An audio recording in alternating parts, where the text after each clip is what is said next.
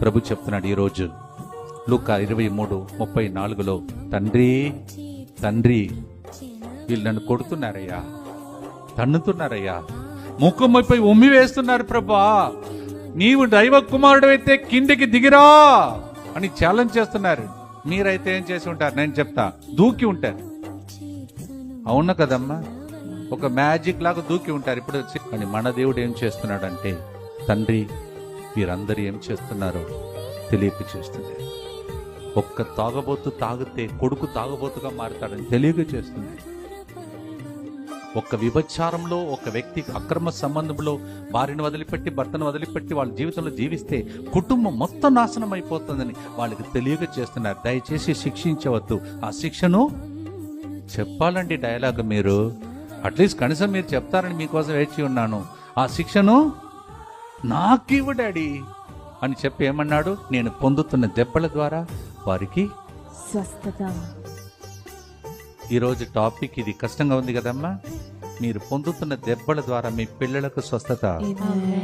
మేము మాలాంటి గురువులు కాళ్ళు నొప్పి వచ్చినా, నడు నొప్పి వచ్చినా, గొంతు ఎండిపోయినా, వాతావరణం డిఫరెంట్గా ఉన్నా, అక్కడికి వెళితే కారం ఎక్కువ, తర్వాత ఉప్పు తక్కువ, ఇవన్నీ ఉన్నప్పుడు కూడా అవన్నిటిలో మల్లబడినప్పుడు మీరే చూస్తున్నారు. ఎంతమంది సాక్ష్యాలు చెప్తున్నారు?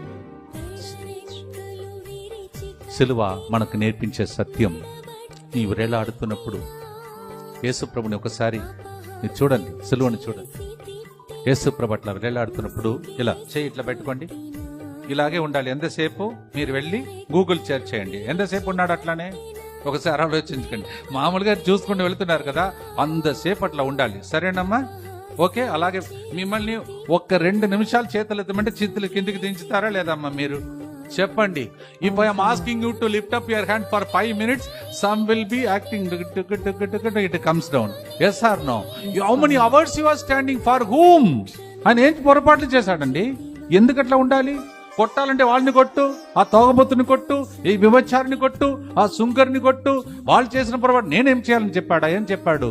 తండ్రి వీరు ఏం చేస్తున్నారో తెలియక చేస్తున్నారు, నేను భరిస్తా. ఇలా పెట్టుకోండి. తర్వాత తల మీద ఏముంది ఒకసారి చూడండి. నన్ను చూడవద్దమ్మా, సిలువను చూడండి. ఏముంది? ముళ్ళ కిరీటం. ఓకే. మీరు ఒకవేళ మీ మీద ముళ్ళ కిరీటం ఉన్నాను అనుకోండి, సిలువలు వేలాడుతున్నాడు, సరేనా? The crown of thorns.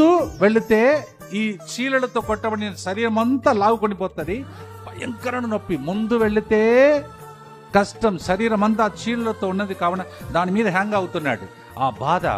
వెనుకకు వెళితే ముళ్ళ కిరీటం కూర్చుకుంటది. ఆ పొజిషన్ లో ఉండాలంటే ఎంత కష్టం.